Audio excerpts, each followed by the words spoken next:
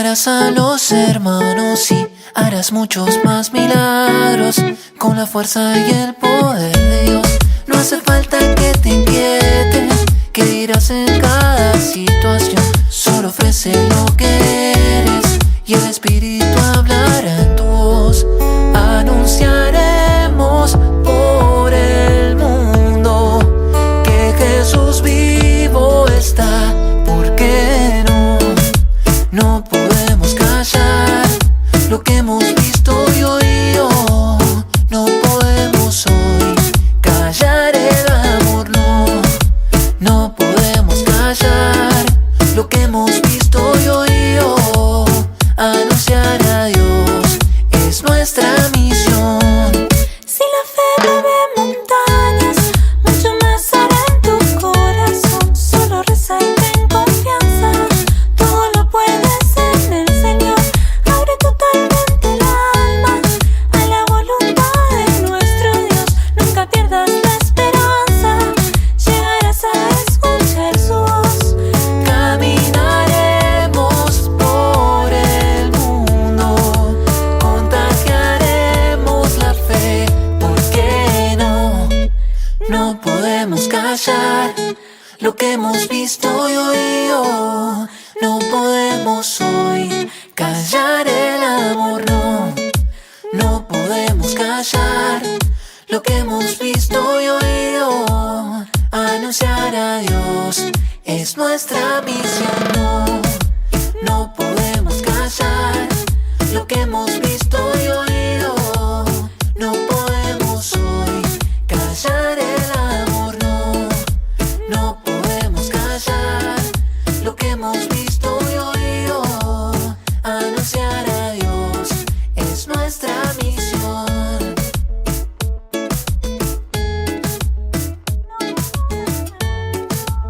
No podemos callar el amor.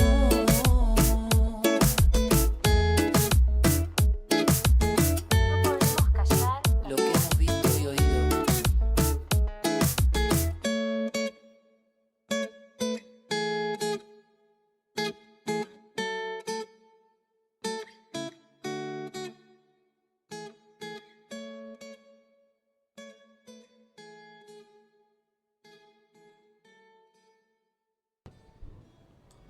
Bueno, un saludo muy especial a todos los de Misevi Colombia, de manera especial a los de Misevi Funza por esta invitación. Es para mí muy grato poder compartir con ustedes comenzando el mes misionero.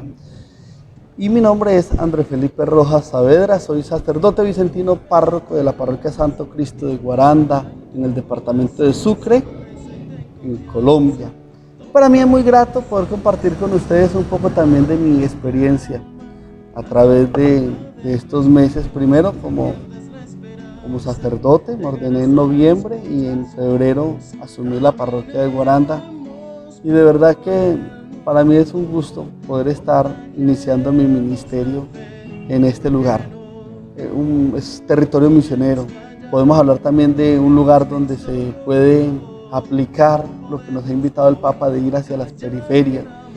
Vemos cómo llegar hasta aquí y entrar a cada corazón, a cada familia, es un obedecer la voluntad de Dios, que nos invita a salir de nosotros mismos e ir al encuentro del que más lo necesita. Yo quisiera iniciar hablando de qué manera nosotros como iglesia nos hemos desorientado, cuáles han sido esos problemas o esas dificultades que hemos encontrado a la hora de llevar el Evangelio. Creemos, y así tristemente lo vemos, que el encuentro o la relación con Dios se deja mediar por una cantidad de ritos, oraciones o de cosas que se vuelven a veces sin sentido. Y hay que llegar al corazón del Evangelio, hay que empezar a descubrir la persona de Jesús, que es capaz de transformar vidas. Porque podemos tener muchos discursos que resultan siendo discursos vacíos, porque no están encarnados, porque no tienen en el corazón a Dios.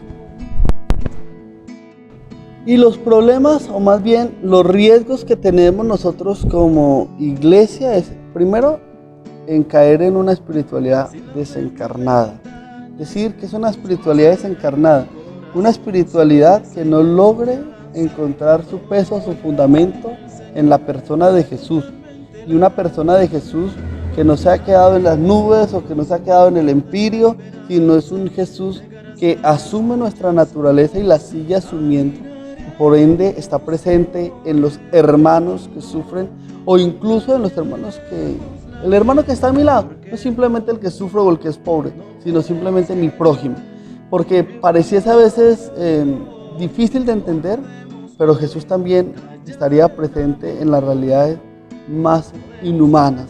Es decir, en el ser humano que ha perdido toda su dignidad, que ha perdido toda apariencia, como dice Isaías, apariencia humana, debido al pecado. Entonces también en el pecador que encontramos, allí está la presencia de Jesús, que necesita ser de alguna manera rescatada o que necesita ser redignificada. Y vemos como muchas personas, en el habitante de calle, en la prostituta, en el drogadicto, en el sicario, también encuentra terreno fértil para sembrar el Evangelio. Y depende de nosotros llegar a todas esas realidades, a todos sus corazones. Bueno, como párroco me he sentido muy contento, sobre todo porque encuentra uno en el calor humano, cuando uno es sencillo, encuentra uno en el calor humano las realidades del Evangelio, es decir, la misión misma que es llevar la caricia, la ternura de Dios a las personas que más lo necesitan. Sin tantos parapetos, sin tantas estructuras, sin tanta burocracia, porque nos hemos vuelto hasta burocráticos para atender a la gente. Atendemos a la gente no como pastores, sino como funcionarios. Atendemos a la gente más desde la razón y desde el bolsillo que desde el corazón. Y de esta manera nosotros vamos haciendo que las mismas personas no encuentren en nosotros un referente de espiritualidad, que no encuentren al Cristo que ellos están buscando, sino que encuentren a una persona que de alguna manera los va a estafar, los va a tumbar, en fin. Y me preocupa de alguna manera cómo el surgimiento de tantas sectas de origen evangélico van desfigurando el Evangelio. Por un lado, con la idea de que solo la fe salve, que no se necesitan obras. Y por el segundo lado, el de que Dios bendice a los ricos, en cambio ser pobre es una maldición. Y resulta siendo eso una desfiguración de la palabra de Dios. Y vemos también cómo muchos sacerdotes, muchos religiosos o religiosas se dejan mediar por el dinero. Sabemos que el dinero es necesario para estas situaciones, pero a veces nos volvemos obsesivos. Tenemos muchas comodidades y hay muchas casas curales demasiado lujosas o muchos seminarios cargados de lujo. Y hasta qué punto nuestra vida se ha vuelto una carga tan pesada que ni siquiera una parroquia sencilla puede sostener. Y yo veía de alguna manera esta emergencia del coronavirus, como muchas parroquias entraban en crisis. Yo me preguntaba, bueno, ¿por qué? Tienen que mantener a veces 2 carros, unos salarios a veces altísimos en ciertos lugares para los sacerdotes, tienen que tener empleadas para todo. Nosotros nos vamos volviendo inservibles, sin saber que nuestra misión no es vivir del pueblo, sino vivir con el pueblo. Y vivir con el pueblo significa asumir también la pobreza como un estilo de vida. Es que aunque a Cristo le ayudaban unas mujeres para sostenerse en su misión, Él no vivía de la apariencia. Y mire, hoy muchos sacerdotes viven de eso, de la apariencia, de qué se visten, de qué se ponen, de qué comen, con quién se relacionan. Y siguen siendo unas relaciones mediadas por la hipocresía. Al que tiene lo honramos y al que no tiene lo despreciamos. Y eso, en últimas, ¿a quién termina beneficiando? A nadie, porque ni siquiera nosotros mismos nos vamos a beneficiar. En cambio, quien logra comprender que la vida sencilla, la vida humilde y la vida auténticamente pobre es una vida auténticamente religiosa. y no las falsas perspectivas que se nos van creando de la religiosidad. Una religiosidad basada más en la ornamentación de los templos, basada más en ritos y en liturgias excesivas, basadas más en una liturgia a espaldas del pueblo. Y precisamente esta mañana veía un video de un sacerdote furioso explicando de que tenía que comulgar de rodillas. Y entonces empiezan unos misticismos pendejos, unos misticismos que no tienen nada que ver con el Evangelio. Unos misticismos y unas rúbricas que se nos van montando o instalando y que en vez de acercarnos al que sufre o acercarnos al otro, nos vamos alejando. Y hoy más que nunca, la sociedad necesita la cercanía y el calor humano. Vivimos en una sociedad muy mediada por los sentimientos, muy sentimentalista, muy mediada también por el lujo, por la comodidad, por esos discursos a veces fantasiosos que se promueven a través de las redes sociales, que invitan a vivir una vida desenfrenada, una vida donde el cuerpo y la sexualidad ocupan el primer lugar, donde el dinero y el poder se convierten en un fin absoluto y todo el mundo quiere alcanzar ese fin. Todo el mundo quiere vivir de la misma manera que viven los influencers o los artistas o los políticos, y totalmente alejados de la persona de Jesús, autor y consumador de nuestra fe.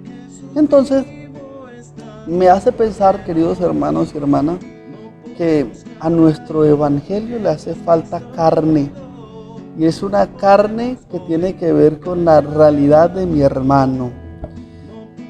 Y precisamente en la experiencia de fe en medio de esta comunidad hemos querido eso, ser sencillos, ser prácticos, escuchar a la gente, saberla atender, esperar, y ojalá fuera así, que las personas que entren a nuestras casas salgan diferentes, salgan agradecidas, salgan contentas. Nosotros tenemos aquí en la iglesia, en la parroquia, tenemos dos lemas. El primero tiene que ver con la casa cural, una casa cural de puertas abiertas, una casa cural donde las personas puedan llegar, que si necesitan hospedarse y si nos inspiran de alguna manera confianza, porque no puede uno llegar también a ciertos extremos, pues poderles brindar un vaso de agua, un almuerzo, una cena, el hospedaje, en fin. Y la iglesia, que estamos de alguna manera un poco ampliando y haciéndole algunos pequeños arreglos, tiene el lema es: reconstruimos la iglesia para hacernos iglesia. Es decir, reconstruimos este lugar físico que llamamos iglesia popularmente, pero que es realmente el templo. ¿Para qué? Para hacernos iglesia. Reconstruimos el templo para hacernos iglesia. De nada sirve muros o iglesias muy bonitas o muy amplias si la gente que viene a la iglesia no tiene un compromiso cristiano coherente. Y eso hay que saberlo decir. Yo algo que siempre vi de pronto con mucha sospecha era la forma en la que se formaban en los seminarios. Hace poquito cambiaron los nombres, ¿no? Ya no es filosofía, teología, sino discipular y configuradora. Pero de nada sirve cambiar los nombres si las estructuras de los seminarios siguen siendo las mismas. Unas estructuras que hacen que el seminarista viva de una manera muchas veces falsa. O no tanto falsa, sino de acuerdo a las normas solo para salir de ellas. Y sin duda, muchos pueden terminar el seminario, sus 10 años de formación, y no alcanzar una verdadera conversión. Es decir, que durante 11, 10 años o más, lo que dure la formación, y no logren tener una relación personal con Dios, termina eso ofuscado, termina eso en un tipo de pantomima, es decir, un circo. En eso se vuelven muchas veces nuestros encuentros con Dios falsos, unas relaciones que no tienen cimiento. Y por eso, a lo que debe apuntar todos los seminarios, a los que debe apuntar toda escuela de formación misionera, a lo que debe apuntar todo grupo es a tener un encuentro personal con Cristo, un encuentro que sea capaz de convertirnos. Pero sucede que vivimos estructuras de pecado y las estructuras de pecado no las dejamos afuera, sino que las incluimos también dentro del ámbito religioso, del ámbito espiritual. Y vienen estas estructuras de pecado y terminan corrompiendo a aquellos que quieren iniciar procesos de fe o de conversión. Y yo creo que en esto hay que tener también muy en cuenta que cada persona es distinta, cada realidad es distinta, cada humanidad que se necesita descubrirse o cada humanidad que necesita amarse, porque la humanidad debemos amar la humanidad del otro y la personal para poderla transformar, porque nadie trabaja sobre lo que odia. Porque nadie es capaz de servir lo que odia. Y de esta manera yo puedo vivir como un autómata, sin ningún tipo de sentimientos, sin calor humano, sin tener sentimientos. Y sentimientos podemos también entenderlos como el sentir por el otro, el sentir por Dios. Y bueno, entonces sería eso, ¿no? Una experiencia de fe a través de la comunidad, que no está mediada tanto por estructuras pesadas o psicorrígidas, porque hay muchas religiones que nos vuelven de pronto más bien paranoicos, compulsivos, obsesivos, sino una auténtica y verdadera espiritualidad que se da en lo cotidiano, que se da en las relaciones sencillas, en sentarse uno, conversar y hablar de Dios, en saber escuchar a una persona que llega con algún problema y tener uno el tiempo para hablar con ella, convencerla o llenarla de esperanza. En ese primer momento hablábamos de la experiencia de Dios, una experiencia humana, profundamente humana, de encuentro con el otro, desde lo natural, desde lo cotidiano. Y vamos a hablar ahora del proceso de conversión. ¿Qué es la conversión? A veces lo entendemos más como aumentar la oración, aumentar los rezos, una espiritualidad muchas veces egoísta, ensimismada, no con un Padre nuestro, sino con un Padre mío, es decir, un encerrarse. Y la conversión es un proceso de humanización. Descubro la auténtica humanidad, es decir, el interés primero de Dios sobre el hombre, que fue corrompido por el pecado, por el egoísmo, por las discordias, por el odio. Por lo tanto, Jesús, quien nos invita a la conversión, en el fondo nos está diciendo seamos auténticos humanos, como lo fue Él, un auténtico hombre, verdadero Dios, verdadero hombre. Y en la humanidad de Dios, de Cristo, descubrimos lo más natural y auténtico que quiere Dios para nosotros. La capacidad de amar, la capacidad de perdonar, y en ese perdonar está los procesos de reconciliación que tengo que hacer conmigo mismo, los procesos de reconciliación que tengo que hacer con mis hermanos, los procesos de reconciliación que tengo que hacer con mi familia, con mi comunidad. Si no hay procesos de reconciliación, lo que vamos a implementar es una estructura de muerte y de pecado. Existe gente profundamente, entre comillas, religiosa, y eso lo dice el Evangelio. Gente que sabe muy bien rezar, gente que asiste mucho a las Eucaristías, gente que de alguna manera saben al derecho y al revés todo el dogma católico y todo el catecismo, pero que no son auténticos humanos. Es decir, a la hora de enternecerse, de sentir simpatía por el otro, se quedan cortos. Y por eso es que muchos cristianos católicos resultan promoviendo el aborto, la eutanasia, la pena de muerte, empiezan a hacerse familiares con toda esa estructura de pecado, de muerte que abunda sobre el mundo. En vez de liberar a los que están crucificados, buscamos es cómo crucificarlos. Y por eso, queridos hermanos y hermanas, la conversión se da a partir de un encuentro con una persona. Y lo veíamos en ese evangelio que me han invitado también pues, a meditar Es en Lucas capítulo 7 donde están estos discípulos de Juan y van a preguntarle a Jesús, ¿eres tú el que teníamos que esperar o hay que esperar a otros? Y en ese momento Jesús está obrando milagros, está haciendo signos, está dándole vista a los ciegos, está dándole salud a los enfermos. Es decir, está operando toda la maquinaria, por decirlo así, del reino de Dios. Un reino de Dios que se constituye en el bienestar de los hombres y mujeres. No desde lo mágico, no desde lo trascendente, sino desde el rescate de la verdadera dignidad y humanidad. Y por eso vayan a informar a Juan, dice el versículo 22, de lo que han visto y de lo que han oído. Los ciegos recobran la vista, los cojos caminan, los leprosos quedan limpios, los sordos oyen, los muertos resucitan, los pobres reciben la buena noticia. Y dichoso el que no tropieza por mi causa. Miren, esto es bastante interesante.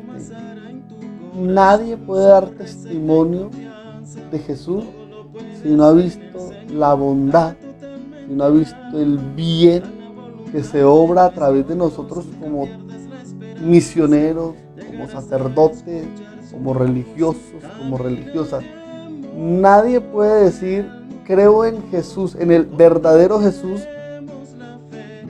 si no ven en nosotros o si nosotros no logramos transparentar al Jesús que pasó por el mundo haciendo el bien.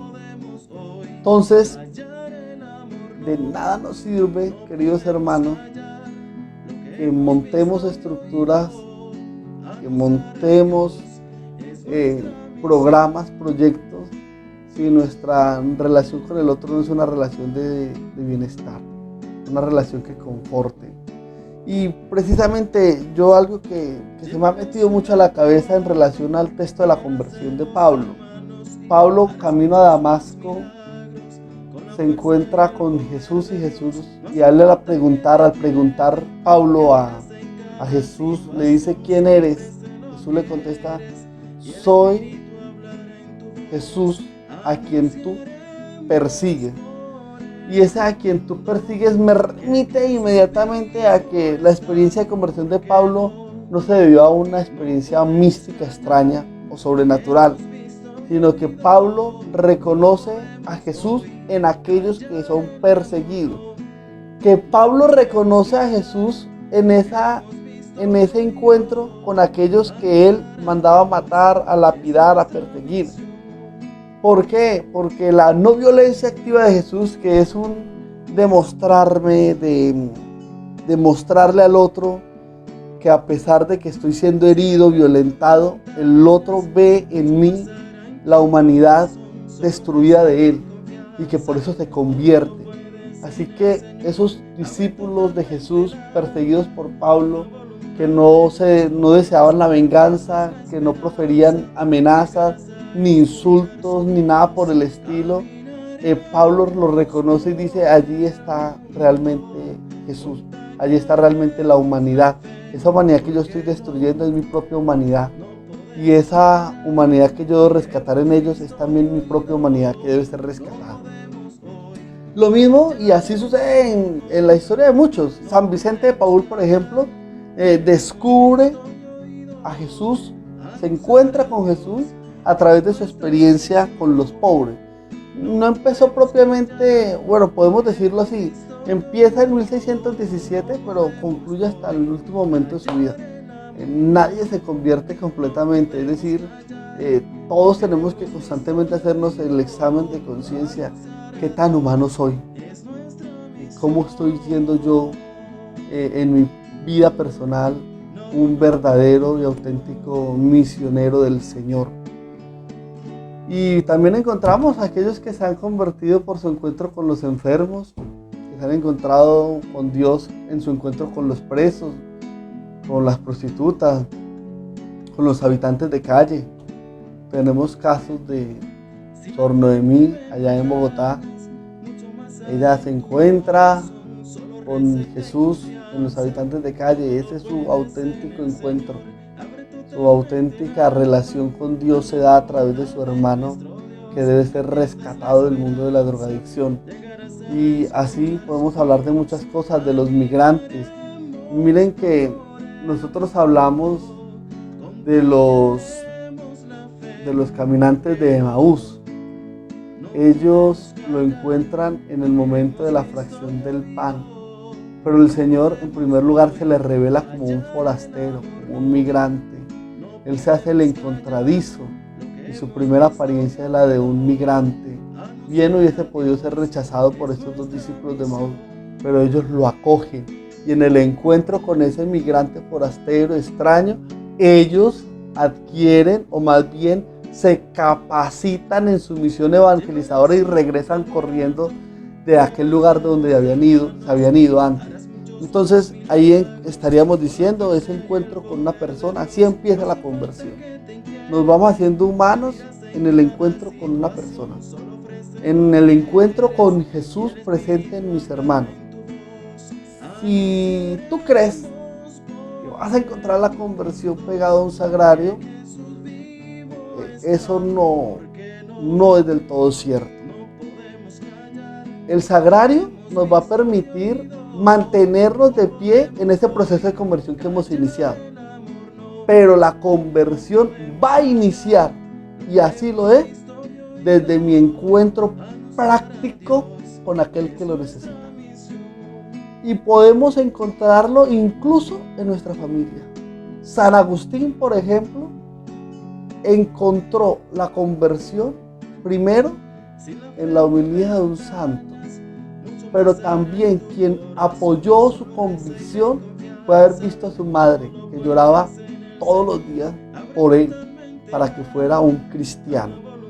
Así que cuando logramos sentir simpatía, cuando logramos entrar al corazón del otro, del que está destruido, del que está sufriendo, y yo allí en ese corazón roto se ve reflejada mi propia humanidad destruida, allí comienza ese proceso de transformación.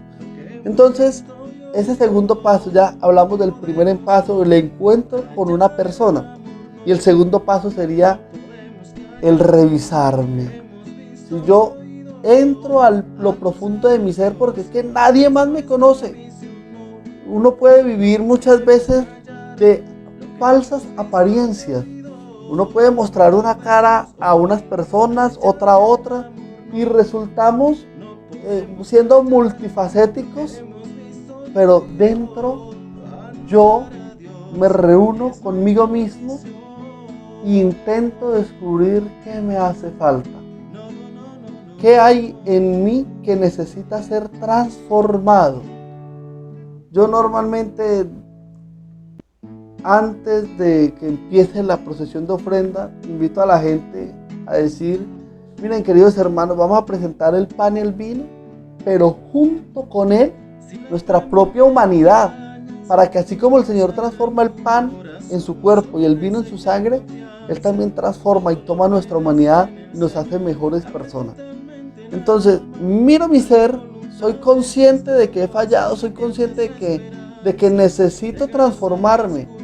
Lo malo, queridos hermanos, es que nosotros nos creemos a veces perfectos y creemos que el pecado del otro es un pecado más grave que el que tengo yo. Y a veces empezamos a juzgar, a ser selectivos, a empezar a mirar por qué el otro no merece ser salvado y por qué yo sí. Y miren, nadie, queridos hermanos y hermanas, nadie puede estar mirando al otro lado a decir: este es así, así, así, así, porque a veces somos expertos en la vida del otro y desconocemos la propia. Seamos expertos en nuestra propia vida, conozcamos lo nuestro, porque de esta manera podemos ayudar a otros. Uno, si sale a misión buscándole defectos o juzgando a los demás, de nada sirve. Uno ha tenido experiencias a veces incómodas con personas que de alguna manera van juzgando anticipadamente, van criticando, no se van poniendo en el lugar del otro, van queriendo que los ritos o las celebraciones que ellos ya llevan armadas, la gente las acoja del modo que ellos quieran. Y esto funciona, es como una relación de pareja. Yo no espero del otro lo que yo quiera, sino lo que esa persona me aporta. Y esos procesos, ya después de haber inspeccionado mi ser, de haberme conocido, esos procesos de humanización van acompañados de amor, de perdón, que tanto le hace falta. Hoy vivimos en una generación con tantas familias disfuncionales, familias que lo pueden tener todo, pero no tienen el amor o el calor humano. Y por eso hay tanto corazón roto, tanto dolor, tanta fatiga a la hora de relacionarnos. Todo nos cansa, todo nos duele. Y en el fondo es porque no hemos hecho una introspección para descubrir realmente qué nos ha dolido y por qué no hemos sido capaces de perdonarlo. Y bueno, hasta ahí sería como esa segunda parte. Ya hablamos del encuentro, ahora estamos hablando de la conversión. Y quisiera como terminar diciéndole, no olvidemos que los procesos de conversión no son procesos de oración o de reflexión, son procesos de humanización. Descubrir para qué he sido creado. He sido creado por amor, para brindar amor. He sido perdonado para perdonar. Y de esta manera Dios gobierna nuestro mundo. Este es el reino de Dios. Dios gobernando mi vida, Dios gobernando mi familia, Dios gobernando nuestra comunidad. Bueno, y ya para terminar, a mí realmente pues yo espero haber podido brindar algo frente a esto, de hablar un poco de ese reino de Dios que se emana a través del bienestar de los hombres y de las mujeres, de la instauración del reino. Dichosos, bienaventurados, puestos en pie aquellos que trabajan por la paz, porque serán llamados hijos de Dios. Aquellos que tienen hambre y sed de ser justos, porque serán saciados. Es decir, ese reino de Dios que es dinámico, ese reino de Dios que promete a todo, no un mundo feliz en el futuro, sino una hermandad en el presente. No son riquezas materiales, no son comodidades físicas, no es una salud o un bienestar físico, sino es una posición en el mundo, más bien una visión nueva, una visión que es capaz de transformar nuestra realidad, porque lo vemos desde un punto de vista más esperanzador. Así que de este modo pues vamos concluyendo. Vemos en Hechos capítulo 4, versículo 19, cómo los apóstoles siendo perseguidos, Pedro y Juan, llenos de Espíritu Santo, responden ante esos sumos sacerdotes, ante ese consejo de ancianos, y dicen: nosotros vamos a seguir anunciando y predicando ese evangelio a pesar de las persecuciones. Si es correcto a los ojos de Dios que les obedezcamos a ustedes antes que a Él, júzguenlo, dice el versículo 19, y el versículo 20 dice: nosotros no podemos callar lo que hemos visto y oído. Repitiendo sus amenazas, los dejaron en libertad, ya que no encontraban la manera de castigarlos, dice el versículo 21, por temor al pueblo que daba gloria a Dios por lo sucedido.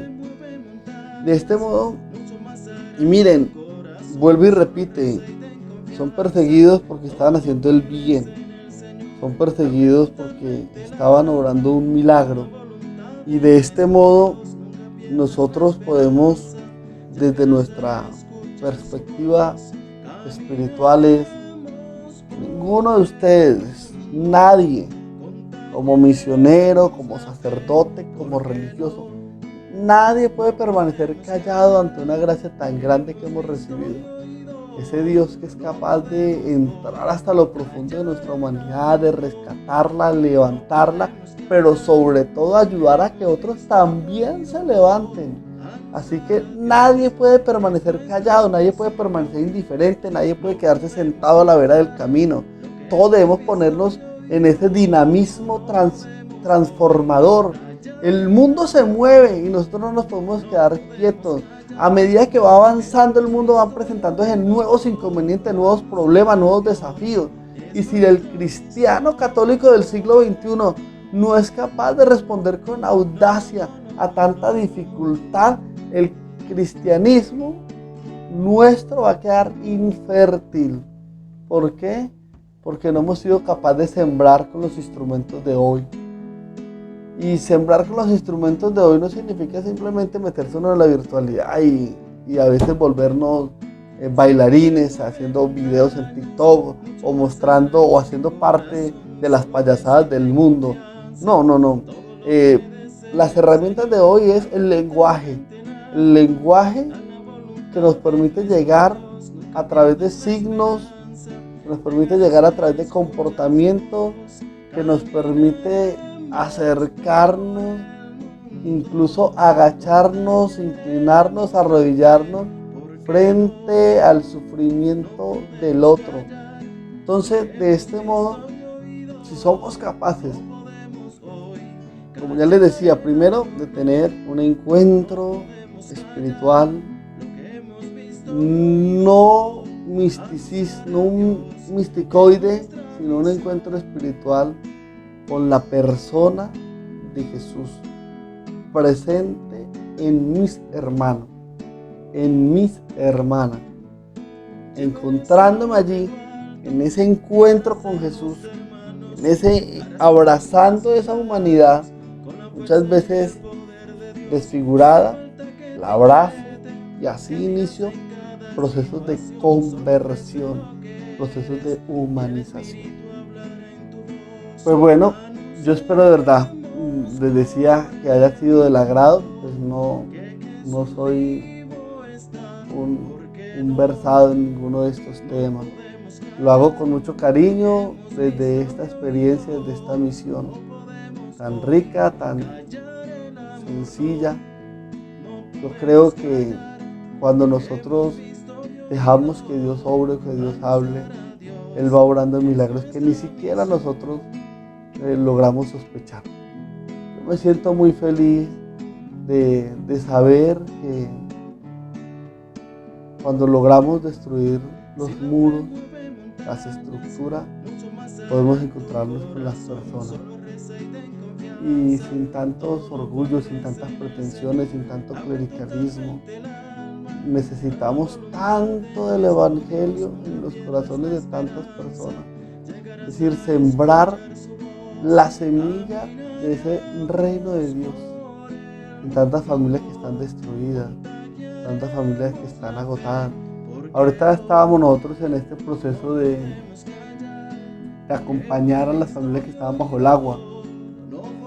Y me alegró a mí mucho irme a meter allá con la gente, llevarle comida, decirles simplemente que como iglesia los estábamos acompañando, que como iglesia entendíamos su sufrimiento, llegar allá y abrazar a esas personas que estaban metidas con el agua hasta el cuello o hasta la cintura y que todavía lo están hasta la fecha. Hoy que estoy grabando este video, pues todavía siguen familias en esa misma situación.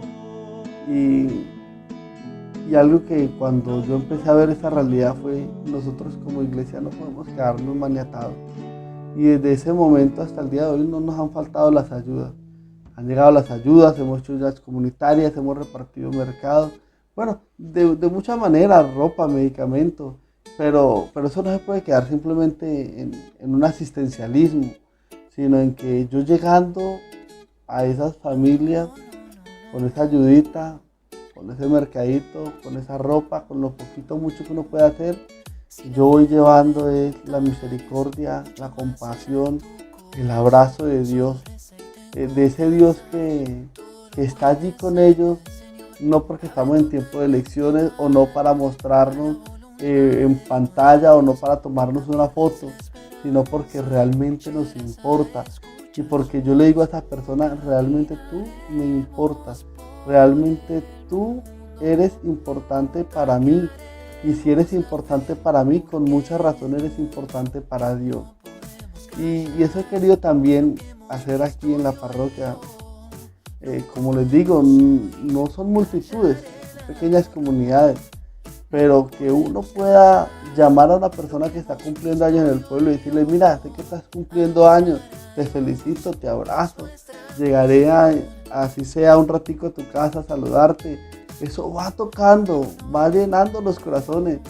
Sentarnos, vamos caminando y podernos sentar con el que vende carne, con el que vende jugo, con el que está vendiendo dulcecitos. Es decir, el contacto con el otro, un contacto no pantallero ni teatral, sino un contacto humano y sencillo. Allí transforma. Y he querido contar esto porque me lo pidieron. Me pidieron el favor que no solo diera la charla, el tema que les di, sino desde la experiencia que estoy llevando aquí como párroco de esta comunidad. Y yo lo he dicho a la gente, acá me conocieron de seminarista, acá me conocieron de diácono. Si me quieren decir padre, lo pueden hacer. Si me quieren seguir llamando Felipe, no tengo ningún inconveniente, porque no soy el que está por encima de ustedes, soy el que está en el último lugar para servirlos. Estoy caminando con ustedes, estamos aprendiendo, estamos haciendo iglesia. Y eso es lo más importante. No podemos atender a la gente con grosería. No podemos despachar a la gente sin darle siquiera una respuesta, por más incómodos que sean, porque a veces justificamos nuestro maltrato, que porque es que esta persona es de esta y esta, no, nada, de ninguna manera. De este modo nos vamos ganando almas para Dios, nos vamos ganando gente para Dios. Van descubriendo que la ternura, la misericordia, la compasión y la comprensión son capaces de transformar vidas, de hacernos más libres. Bueno, muchas gracias por no haberlos cansado. Que tengan un excelente mes misionero. Por acá las puertas abiertas en Guaranda, Sucre. La Casa Cural de Puertas Abiertas para todos. Como comunidad vicentina nos sentimos llenos de gozo y llenos de Dios, porque en San Vicente encontramos también el vivo recuerdo de que no hay que dejar pasar a nuestro lado miseria alguna sin socorrerla. Gloria al Padre y al Hijo y al Espíritu Santo, como era en el principio, ahora y siempre, por los siglos de los siglos. Amén. Del Padre, del Hijo y del Espíritu Santo. Amén. Bendiciones.